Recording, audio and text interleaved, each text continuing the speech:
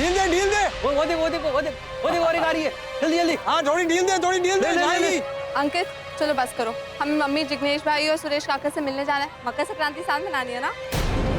मैं ना तेरी फैमिली का नौकर नहीं हूँ, दामाद हूँ उनके घर का। हाँ तो कौन इनकार कर रहा है? कुछ देर पहले तेरे प्यारे भाई जिग्नेश का फोन आया था, दवाइयों की लिस्ट दी है और बोला लेते आना। मैं तेरे भाई का ना डिलीवरी बॉय नहीं हूँ।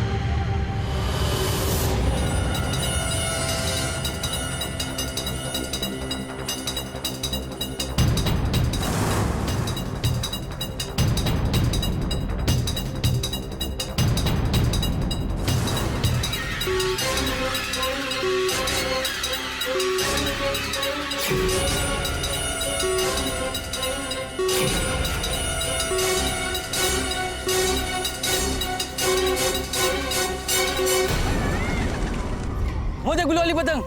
ढील दे चल ले जल्दी।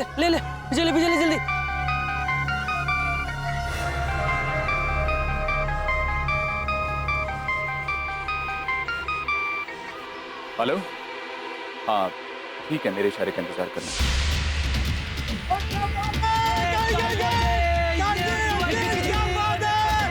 और एक उर्मी, अब तेरे प्यारे भाई जिग्नेश का कोचिंग करना बाकी रह गया।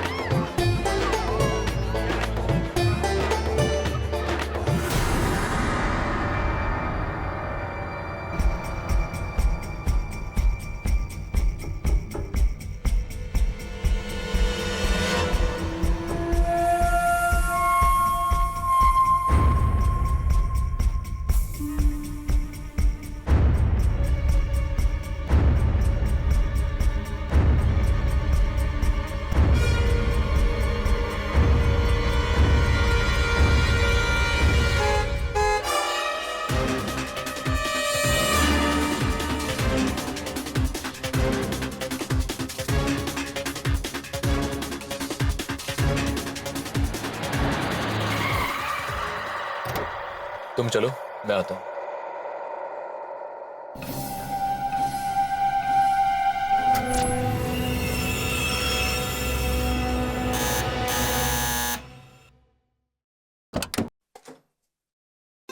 जय श्री कृष्ण। जय श्री कृष्ण। जय श्री कृष्ण सुरेश काका। Thank you. मेरे संभाल है? नहीं। आइए जमाई राजा, मैंने तुम्हारे लिए खिचड़ा बनाया है, तुम्हें बहुत पसंद है ना? मेरी पसंद और नापसंद की किसे फिक्र है सासू? अरे मैं तो यहाँ जमाई से डिलीवरी बॉय बन गया। क्यों सुरेश काका?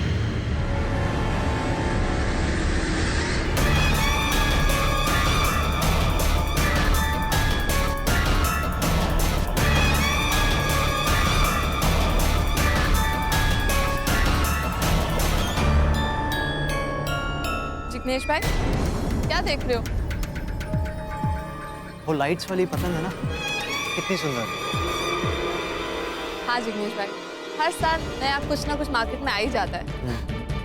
अच्छा चलो अब मिलके खिचड़ा खाते हैं। तुम चलो, मैं आता हूँ। जल्दी आना। हाँ पक्का।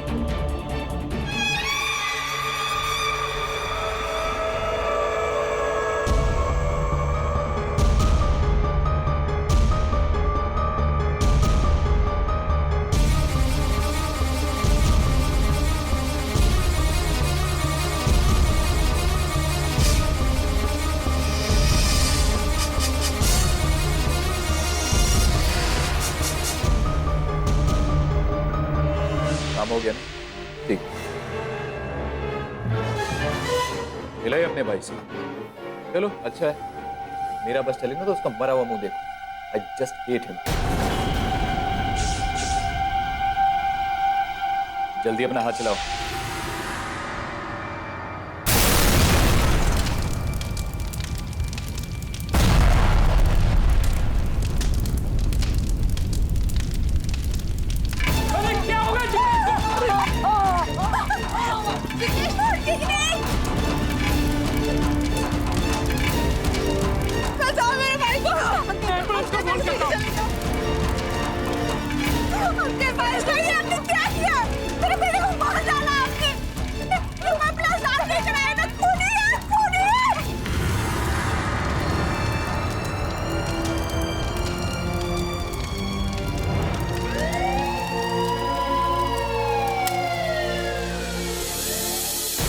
जिग्नेश के पिताजी कमलेश मेरे छोटे भाई थे। छोटी उम्र में उसकी मौत हो गई थी। तब से जिग्नेश और सुमित्रा की जवाबदारी मैंने उठाई है। हम लोग साथ में रहते हैं, बस यही मेरा परिवार है। मैंने अपने पति जो जिग्नेश को नहीं मारा है सर। क्यों मैं विश्वास करूं आपकी इस बात पर? भला मैं अपने घर में बॉम्ब ब्लास्ट क्यों करवाऊंगा? घर जलकर खाक हो गया तो वो भी उस वक्त जब मैं घर में खुद मौजूद था। सर मेरा विश्वास कीजिए, मेरे पास ऐसी कोई वजह नहीं थी कि जिग्नेश को मैं मारूं। करोड़ों का कारोबार है, अपने लिए, अपने संतान के लिए। सर मेरी एक ही बेटी है दीप्ति, जो पिछले 12 साल से ऑस्ट्रेलिया में सेटल है, और उसका पति वहाँ का टॉप मोस्ट क्रिमिनल लॉयर है एडवोकेट आशीष जैन। आशीष जैन आपके दामाद हैं? हाँ सर। सर नाम, शोहरत, पैसा, गाड़ी, नौकर चाकर सब कुछ है उसके पास। मेरी फटाके की फैक्ट्री का 100% उसके लिए कोई मान्य नहीं रखता सर। सर आप चाहो तो मेरा बिल चेक कर सकते हो। मेरे पास जो भी है मैंने सब चैरिटी संस्था को डोनेट कर दिया है।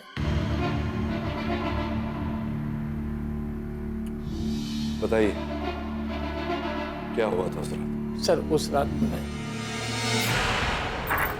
जिग्नेश, कहाँ जा रहा है तू? मैंने तुझे कहा था ना कमरे के बाहर निकलने की कोशिश की, तेरी टांग तोड़ दूंगा मैं। और मैंने भी कहा था ना आपसे कि आप मेरे काका हैं, पापा नहीं जो मैं आपकी हर बात मानूं। मेरी माँ विधवा है ना, इसी बात का तो फायदा उठा रहे हैं आप। क्या कहा तूने? सुरेश भाई,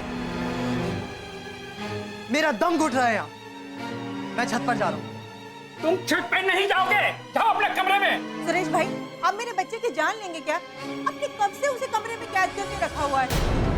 सुमित्रा भाभी आपको कुछ पता नहीं है। सुरेश भाई हद होती है। आज मकर संक्रांत है, कम से कम आज तो उसे खुली हवा में सांस लेने दो, पतंग उड़ाने दो।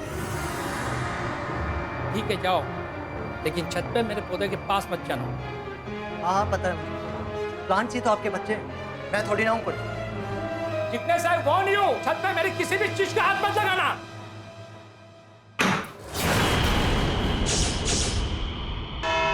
योर ऑनर, मैं आपको बताती हूँ एग्जैक्टली उस रात हुआ क्या था।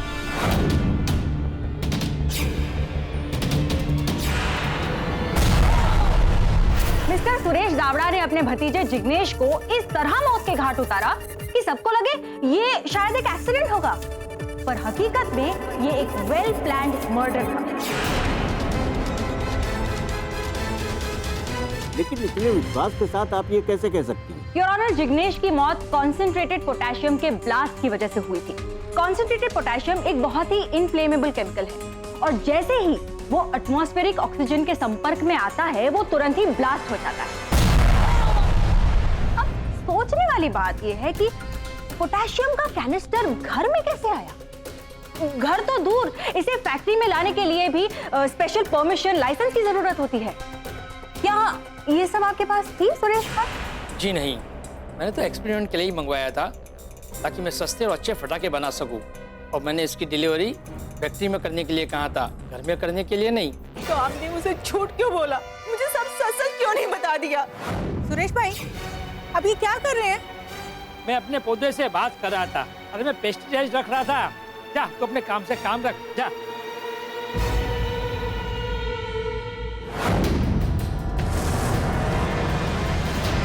सुमित्रा का स्वभाव ही ऐसा है, बहुत सवाल पूछती है, बिना वजह बात का पतंगड़ा बना देती है, इसलिए मैंने उससे सच नहीं कहा। योर ऑनर, माना कि सुरेश जी ने वर्जित रसायन अपने घर में रखा, ये अपने आप में एक अपराध है और इस अपराध का दंड इन्हें मिलना चाहिए। किंतु इससे ये कहाँ प्रमाणित होता है योर ऑनर कि जिग्नेश की हत्या इन्होंने की?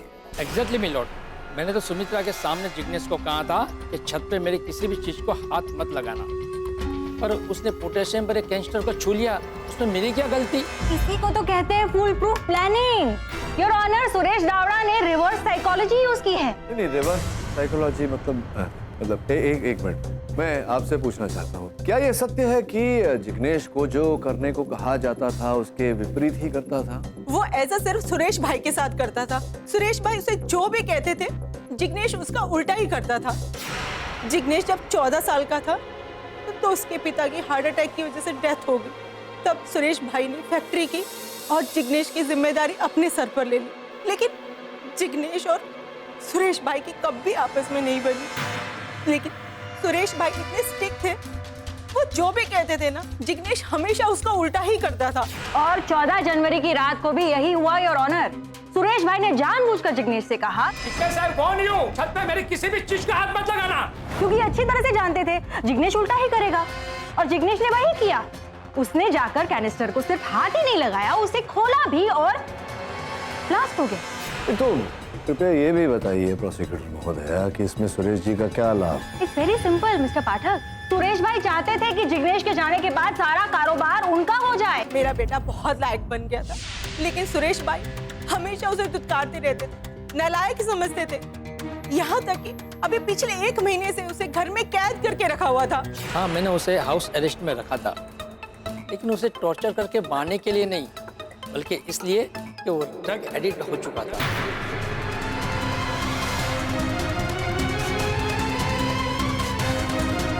मैंने उसे रंगे हाथ पकड़ा था। जिग्नेश, तू करे तू? तुम्हें दुख न पहुंचे इसलिए मैंने तुमसे ये बात छुपाई थी। जिग्नेश को हाउस अरेस्ट में रखने की यही वजह थी। सुरेश भाई, आपके पास इस बात का कोई सबूत है? वैसे प्रोसिक्यूटर महोदया, क्या आपके पास कोई साक्ष्य या साक्षी है जो ये प्रमाणित कर सके कि जिग्नेश की हत्या सुरेश भाई ने की? एक गवाह है मिस्टर पाठक। जी, मेरा नाम मनसुख व्यास है। मैं उत्कर्ष पब्लिकेशन का प्रोपराइटर हूँ। इस देश के उभरते हुए कवियों और गजलकारों को प्रोत्साहन देना मुझे अच्छा लगता है। जिग्नेश एक बहुत ही अच्छा कवि था। मैं उसकी इस छिपी हुई कला को देश के सामने लाना चाहता था। मैं चाहता था कि वो मेरे पब्लिकेशन के लिए एक काव्य संग्रह लिखे जिससे उसकी कला देश के लोगों तक पहुंचे। लेकिन जिग्नेश, तुम बहुत जल्दी इस देश के सबसे बड़े कवि बनने वाले हो। तुम्हारे काम के लिए तुम्हें कितने पैसे दूं ये मुझे समझ में नहीं आ रहा। और मुझे सुरेश काका समझ नहीं आ रहा। क्या हुआ? सुरेश काका ने मेरा जीना हराम कर दिया। उन्हें ना तो मैं पसंद हूं और ना ही मेरा काम। मुझे तो डर है या तो वो मुझे या मैं। मुझे बहुत टेंशन हो रही है। आप प्लीज मेरे रहने का कोई इंतजाम करा दीजिए। मनसुख जी, जिग्नेश की दूरभाष यंत्र की सूची के अनुसार आप ही वो अंतिम व्यक्ति थे जिनसे मृत्यु के पहले उसकी वार्तालाप हुई थी। जी, अंतिम का तो पता नहीं, लेकिन जी हाँ, मैंने जिग्नेश को कॉल किया था उसकी तबीयत के बारे में जानने के लिए। उस वक्त वो बहुत टेंस था और मैं ये भी जानना चाहता था कि वो कब मुझे अपनी कविताओं के संग्रह को दे रहा है। योर ऑनर, केवल मनसुख जी नहीं, एक और व्यक्ति है जिनसे मरने से पूर्व जिग्नेश ने वार्तालाप की थी, उनके जीजा जी अंकित फलेजा। जी, मैं एक केमिस्ट शॉप पे बतौर फार्मासिस्ट काम करता हूँ। जिग्नेश को कुछ दवाइयाँ चाहिए थी, इसलिए उसने मुझे फोन किया। तो आप दवाइयों के साथ में वो पोटेशियम बॉम्ब भी ले गए?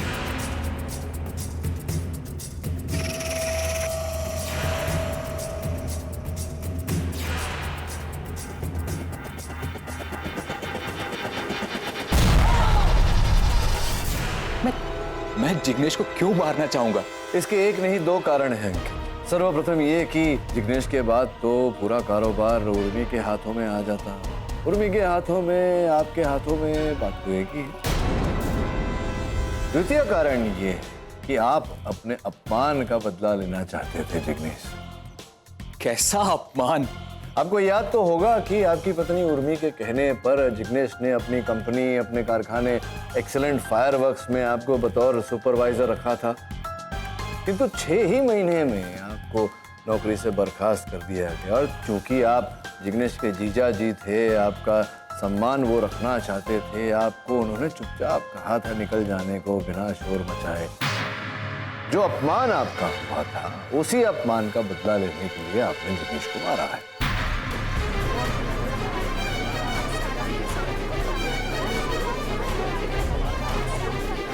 Silence in the court. Your honour, इस बात की पुष्टि करने के लिए मैं अपना एक गवाह कटघरे में बुलाने की अनुमति चाहता हूँ।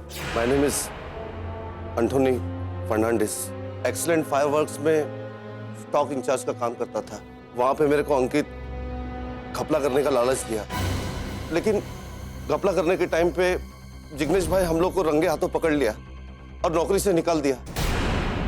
इस बात का हम दोनों को बहुत गुस्सा आया। तभी अंकित मेरे को बोला कि वो बम बना सकता है।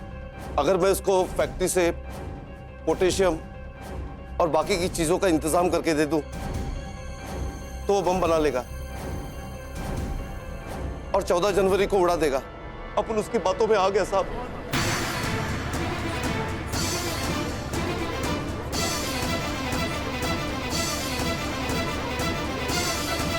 मेरा पाप का सजा मेरा बच्चा को मिला।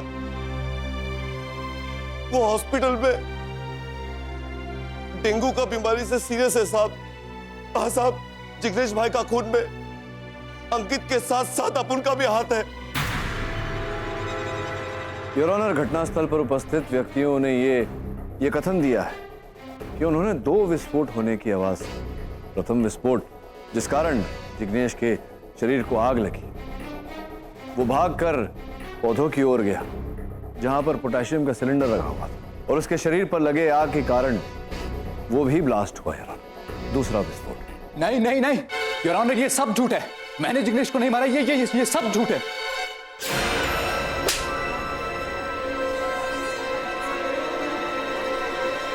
क्या कहा था तुमने? मेरे भाई का कायपोची करना बाकी है ना? तो इस सब का यही मतलब था? तुम्हें तो नर्क में भी जगह नहीं मिलेगी। Order order, silence in the court. चलो बैठ जाओ चुपचाप। मुझे एक मौका दे दीजिए। मैं अभी भी अपने आप को बेकसूर साबित कर सकता हूँ। मुझे एक मौका दे दीजिए। ओके, आपको जो भी कहना है कटघरे में आके कहिए। हाँ, ये बात सच है कि एंथनी से बम बनाने का सामान मैंने ही खरीदा था, लेकिन उस बम से मैं 14 जनवरी की रात को जिग्नेश को नहीं, उसकी फैक्ट्री को उड़ाने वाला था। अगर आप फैक्ट्री उड़ाना चाहते थे तो फिर बम घर क्यों लेकर गए आप? मैं बम लेकर नहीं गया था। बम तो मैंने फैक्ट्री में रखवाया था वॉचमैन के हाथों।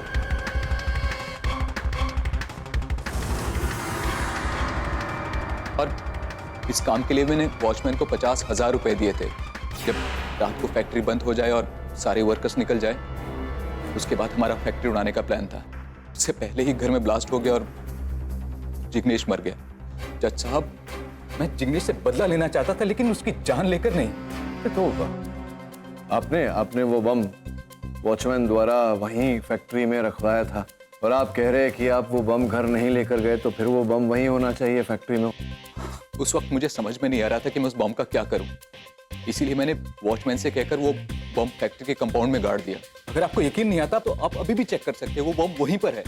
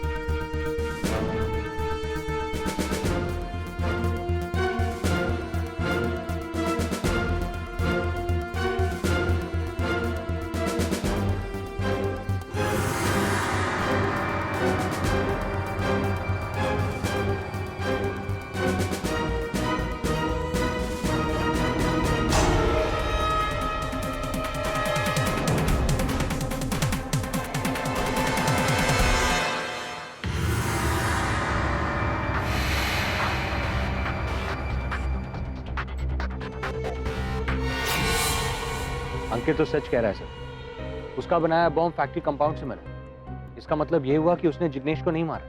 अब क्या करें सर? हम तो केस के डेड एंड पर आ गए। मैं भी इसी दुविधा में था वरुण।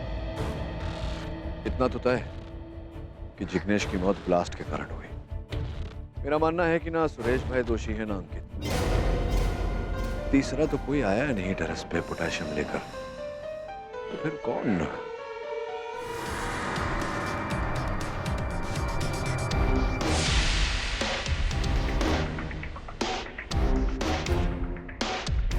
कितनी अजीब बात है वरुण। मकर संक्रांति के दिन आकाश पतंगों से भरा हुआ होता है और दूसरे ही दिन पेड़ों पर पतंगों की ढेर।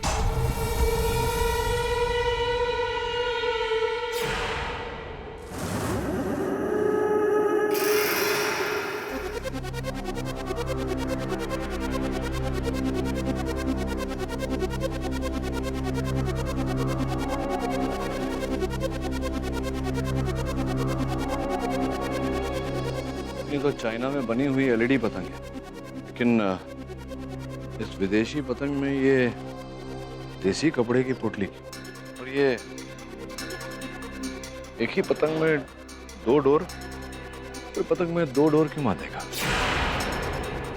ये चाइना वाले हर साल अजीबोगरीब पतंग लॉन्च करते रहते हैं, इससे इनके दिमाग की भी ना दाद देनी पड़ेगी। पता लगा कि यहाँ आसपास में सब विचित्र पतंग कहाँ बिकता है।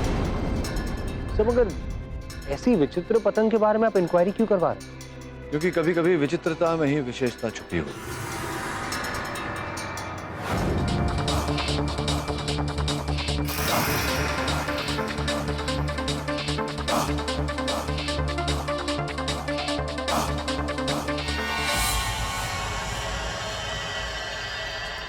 ये वाली पतंग आपने बेची थी?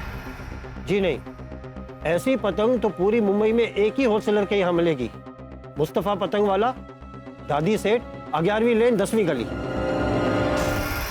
ये पतंग तो हमारी दुकान से ही बिकी है, लेकिन ऐसी एक नहीं 7 पतंग बिकी थी।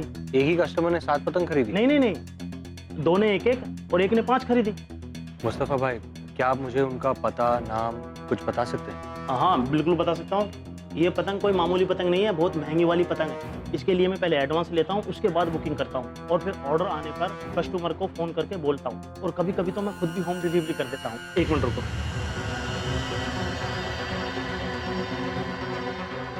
ये रहे ये तीनों के नाम और एड्रेस। अरे 1 मिनट रुको भाई, जरा फिर से वो काइट वाली तस्वीर दिखाना। देखिए सर, ये पतंग तो हमारी है, लेकिन इसमें पोटली, ये मांझा हमने नहीं लगाया, पता नहीं कहां से है। ये वाली पतंग आप ही ने खरीदी थी? हाँ, मैंने अपने बेटे के लिए खरीदी थी। अभी दिखाता हूँ। एलईडी वाली पतंग है।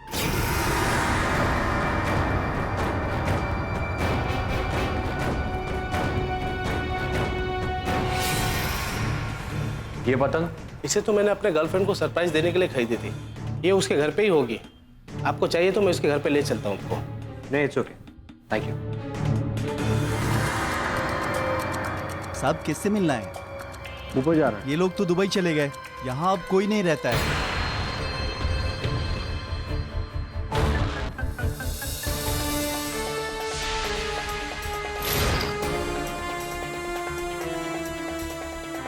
सर, उस तीसरे कस्टमर ने तो झूठा नाम और पता दिया। इसका अर्थ ये होता है कि वो अपनी पहचान छिपाना चाहता। जी सर, इसलिए मोबाइल नंबर भी गलत है। ये जब पेड़ पर तुझे पतंग मिला तो इसकी कन्नी जो है, धागा, किस दिशा में था? साउथ। साउथ, दक्षिण की ओर, अर्थात उत्तर में पतंग फंसा। इसे उड़ाया था किसी ने दक्षिण की ओर से। और ये इसकी डोर की लंबाई मापी तो नहीं? जी हाँ सर, 603 मीटर। ये डोर देख रहा है। जब पतंग फंसा उसने खींचने की कोशिश की होगी, पतंग पेड़ से निकला नहीं होगा। ये देख, कैंची से काटी है उसने। तो कैंची से ही क्यों? हाथ से क्यों नहीं? हाथ से असंभव है, नायलॉन की डोर है, हाथ से नहीं टूटती।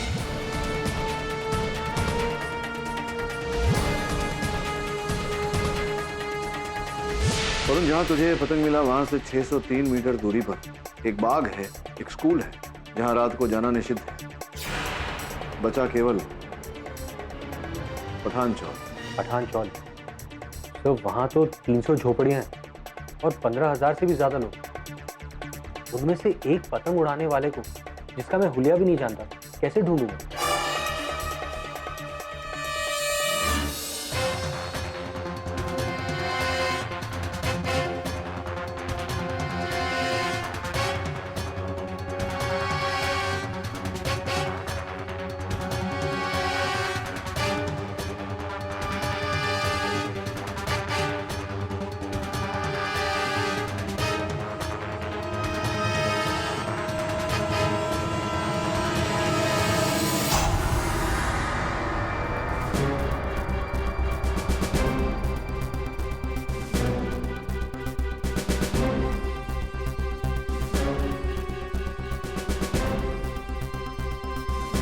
भैया जी, आप इस आदमी को पहचानते हैं?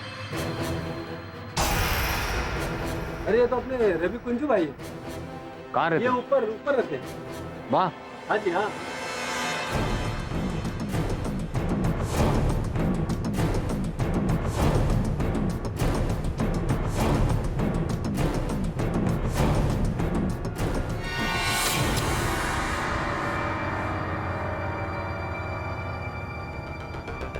केडी साहब, घर का पता चल गया और नाम का भी। उसका नाम रवि कुंजू है, लेकिन एक ही प्रॉब्लम है सर, दरवाजे पर ताला लगा हुआ है।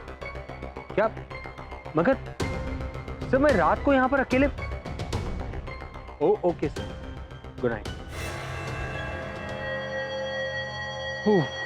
वरुण मियां, रात तो यहाँ पर तुम्हें अकेले ही काटनी होगी। चलो।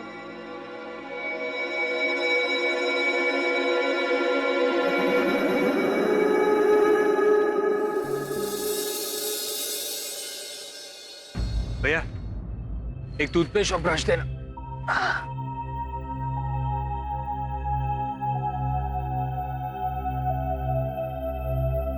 चलो, थैंक यू।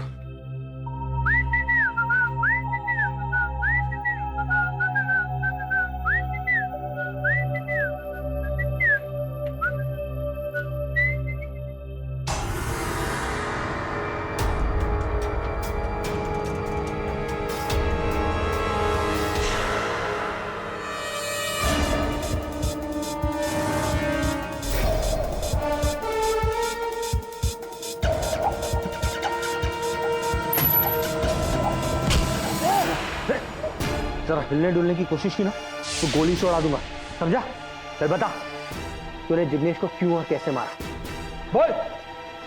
बताता हूं।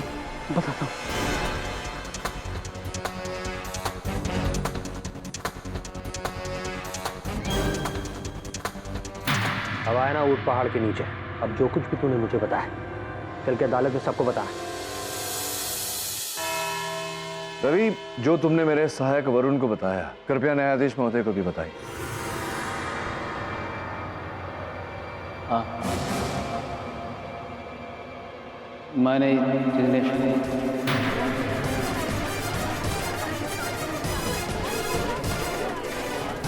Silence in the court. क्यों की जिग्नेश की हत्या? क्या दुश्मनी थी आपकी उसके साथ?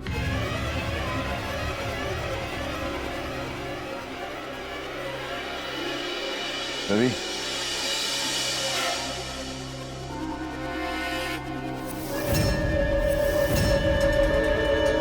रवि, जिग्नेश को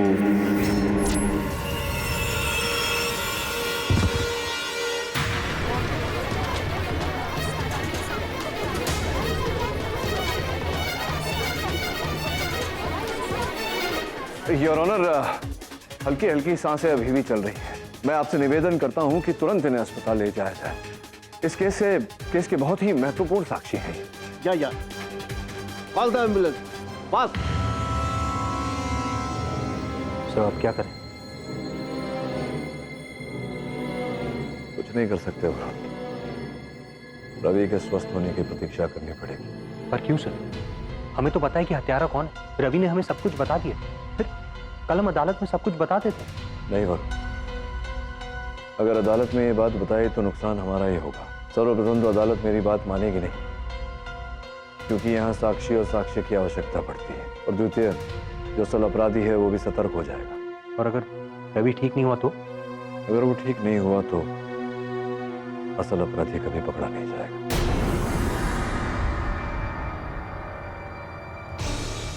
एक्सक्यूज मी सर, एक अजीब बात सामने आई है। जिग्नेश ने रवि को कई एसएमएस भेजे, आई मीन कविताएं भेजी थी एसएमएस में। जब चांद होगा गोश में, पूरा शहर न होगा होश में, तब आके मिलो मारा कोश में, आ जाओगे जोश में। तो रोमांटिक कविता जिग्नेश रवि को भेज रहा है, कोई मतलब नहीं बनता। मतलब तो होगा ना, कविता भेजी है तो मतलब तो होगा। हमें इस समय समझ में नहीं आ रहा रवि की स्थिति कैसे है अभी? सही इज क्रिटिकल। पता लगा मारा कोश नाम की कोई जगह है कि नहीं मुंबई में? जी।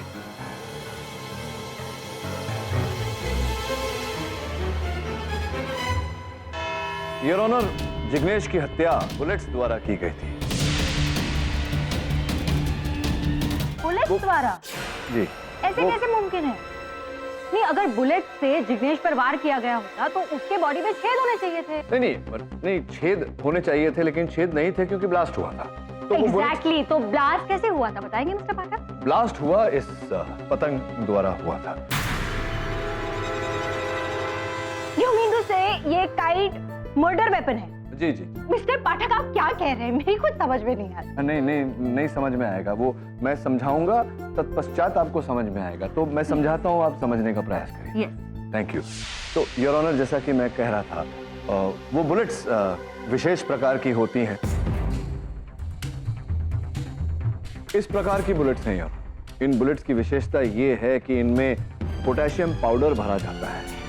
15-20 फीट की ऊंचाई से गिराने पर किसी भी वस्तु के संपर्क में आते ही इसका जो टॉप है योर ऑनर, वो खुल जाता है और उसके अंदर भरा पोटेशियम पाउडर बाहर आ जाता है। एटमॉस्फेरिक ऑक्सीजन के संपर्क में आते ही विस्फोट होता है। ऐसा ही योर ऑनर उस दिन जिग्नेश के साथ भी हुआ था।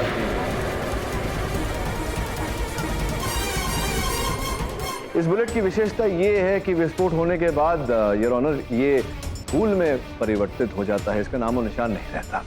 योर ऑनर, हुआ ये था कि इस पतंग में ये पोटली बांधी गई थी, जिस पोटली में ऐसे बुलेट्स थे। इस पतंग में 2 डोर हैं योर ऑनर। एक डोर से पतंग उड़ाया गया था और दूसरे डोर से पोटली बांधी गई थी। जैसे ही पतंग को उड़ाकर ये जिग्नेश के ऊपर लाया गया, दूसरी डोर खींची गई ताकि ये पोटली उल्टी हो जाए, और जिस कारण से इसमें भरी हुई बुलेट्स जाकर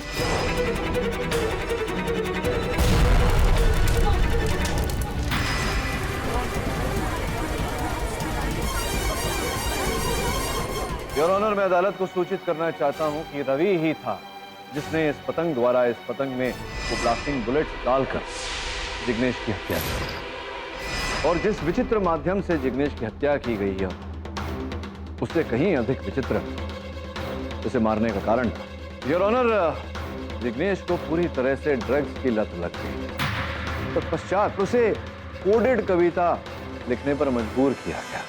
बस एक बार, एक डोज, सिर्फ लास्ट पर। एक नहीं, 3 दूं। तुम सिर्फ एक कविता लिखो। इस पते से ड्रग का कंसाइनमेंट आने वाला है और इस पते पर पहुंचना। योर ऑनर, अपराधी के मोबाइल से ये एक सूची प्राप्त हुई है। ऐसी एक कविता योर ऑनर यहाँ लिखी गई है। जब चांद होगा अपनी पूरी आगोश में और शहर सारा नहीं होगा होश में, आकर मिलो मारा कोश में, आ जाओगे तुम जोश में। योर ऑनर, सुनने में तो ये एक अजीब सी कविता लगती है, लेकिन है नहीं योर ऑनर। ये कोडेड मैसेज है, जिसका अर्थ ये है कि जब पूरा शहर सो रहा होगा मध्यरात्रि में, तुम मारा कोश पब आना और वहां तुम्हें जो चाहिए अर्थात ड्रग्स, वो तुम्हें मिल जाएंगे, जिस कारण तुम जोश में आ जाओगे। यही कारोबार चल रहा था योर ऑनर। और मारोकोश पे जब पुलिस ने छापा मारा तो अधिक मात्रा में वहां से ड्रग्स प्राप्त हुए। तत्पश्चात योर ऑनर पुलिस ने माराकोश और अन्य पब्स में जहां जहां ये ड्रग सप्लाई होते थे वहां पर नारकोटिक्स डिपार्टमेंट ने अपनी विजिलेंस बढ़ा दी। तभी अपराधी ने ये नायाब तरीका ढूंढा ड्रग सप्लाई करना, हवाई मार्ग से योर ऑनर, ऐसे पतंगों द्वारा।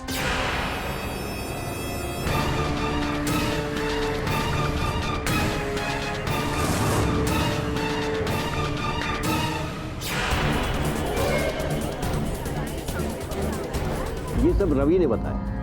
अगर ऐसा है तो पुलिस ने अब तक उसका स्टेटमेंट जमा क्यों नहीं किया अदालत में? और रवि कहाँ है?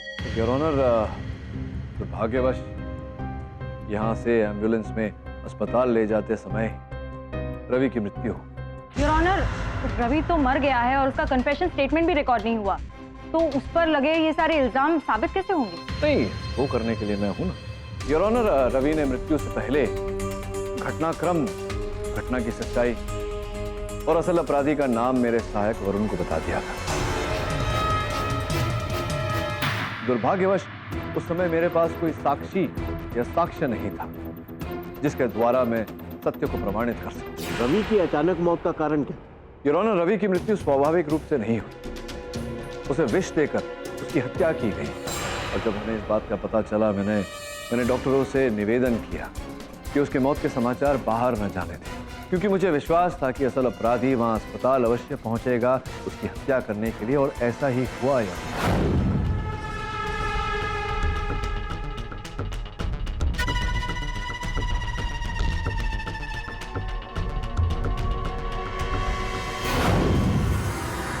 तुम? योर ऑनर, वो मनसुख जी ही थे।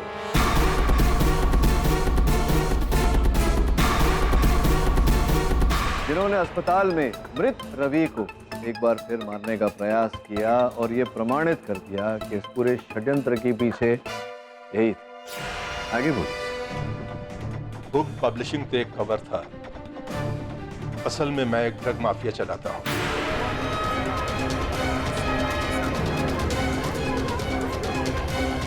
जिग्नेश अपनी कविताओं के संग्रह को लेकर मेरे पास आया था। उसकी कविताओं को पढ़ने के बाद मुझे एक आइडिया सूझा। उसकी कविताओं से मैं ड्रग्स हॉटस्पॉट को अपने मैसेज भेज सकता हूँ, यानी कविताओं की भाषा में ड्रग का सौदा। एकदम यूनिक आइडिया था। सब कुछ ठीक ठाक चल रहा था कि एक दिन अचानक सुरेश भाई को जिग्नेश की ड्रग की आदत का पता चल गया और उन्होंने जिग्नेश को हाउस अरेस्ट में बंद कर दिया। ये बताइए, आपका ये जो अवैध धंधा था, ये तो अच्छा खासा चला ही रहे थे आप, फिर जिग्नेश को मारने की, उसकी हत्या करने की आवश्यकता क्यों पड़ी आप? उसने मुझे धमकी दी थी। हेलो, मैं घर से बाहर नहीं निकल सकता, लेकिन मुझे मेरे डोज रोज चाहिए, वरना तुम्हारा माल कहां से आता है और कहां को जाता है, ये सब मैं नारकोटिक्स डिपार्टमेंट को बता दूं। पानी सर के ऊपर जा चुका था। जिग्नेश को मारना बहुत जरूरी था, लेकिन सुरेश भाई ने जिग्नेश को हाउस अरेस्ट में रखा हुआ था। कैसे मारता जिग्नेश को? ये बात मैंने अपने supremo international mafia king pin से की, तो उन्होंने मुझे ब्लास्टिंग बुलेट्स भेजी और मैंने रवि के जरिए एलईडी काइट से जिग्नेश को उड़ा दिया।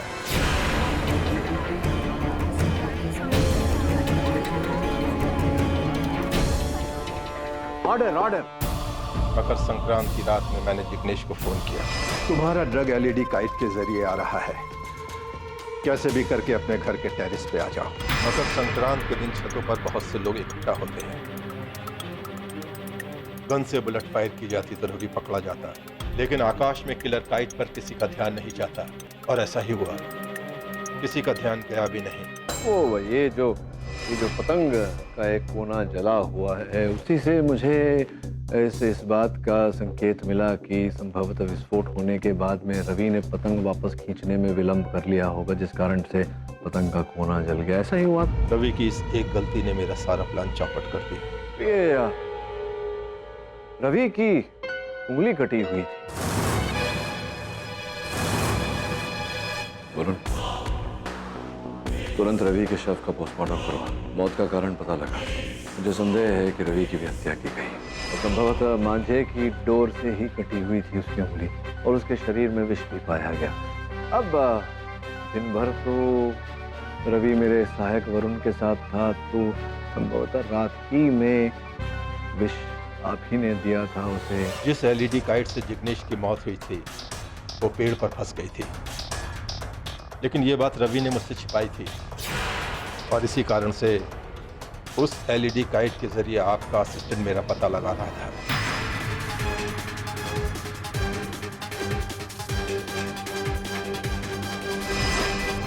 फिर उसी रात रवि को मैंने अपने घर पर बुलाया।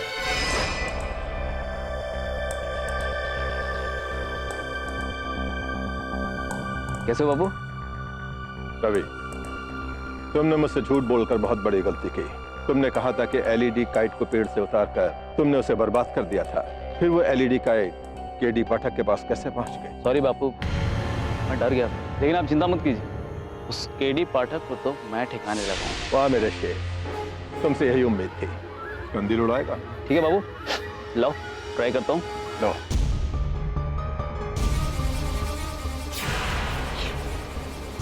उस मांझे में जहर लगाया गया था। उंगली कटने पर जहर उसके शरीर में घुस गया। कुछ ही घंटों में उसकी मौत पक्की थी। तो डिफेंस बेस्ट है।